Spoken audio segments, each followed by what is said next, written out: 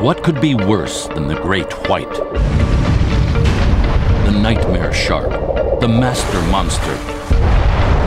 Row upon row of flesh-tearing teeth. Gobbler of gullible bathers at beaches. Cruelest of killers, as the movie Jaws has burned into our brains. A fearless bully, for he has none to fear, or does he? One sunny day near California's coastal islands, where about 100 great whites gather for 2 months every fall to dine on the sumptuous sunbathing seals, a tourist boat chanced on a surprising display. Is he eating the shark? Oh my God! A biologist was radioed. He rushed to the scene. When he got there, the great white beast was just scattered gobbets of flesh floating like flotsam. But what had happened? It soon became clear the fatuous fish had met his match. A magnificent mammal, orca the killer whale, apex predator. The wolf of the sea had dispatched the fish-brained and shameful shark who'd been loitering, lurking near the landlubber's boat. There was a splash and then nothing. There was no blood, there was no thrashing around. This is really, really strange. Yeah. The biologist was baffled. It was unprecedented. We just had no idea that could happen.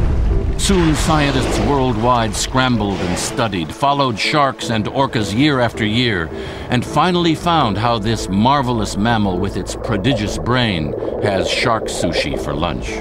The orca are very, very smart, and they'll look at a particular prey item and they'll understand, okay, I need to attack it in such a way. Argentina, they sneak up on seals on the sand. Antarctica, make waves, wobble the seal into the water. New Zealand, blow bubbles to root out a ray. But sharks, the fiercest of fish to fillet? There's different populations of orca around the world that specialize in hunting for sharks, and they hunt in a number of different ways. They will corral the sharks up, but it is dangerous for them to hunt sharks. They do it very carefully. They found that when the orca bumps the great white, flipping it onto its back, it's a pussycat, slumbering sweet for the sampling. The animal goes into this sleep, basically unconscious. If you turn a white shark upside down, it probably can't continue to breathe like that. Their learning abilities are so great that if one of them happened to do it and see that they kind of freeze or go into this state, they could communicate it to the other ones. And they might then get a hunting technique up that does this. Oh, and one other thing happened the day of the attack. Those 100 great whites feeding and feasting, it all fled in a flash. A great crowd of cowards, not a fin to be seen. They were more afraid of being there than they were about missing an entire season of feeding. So that's pretty remarkable.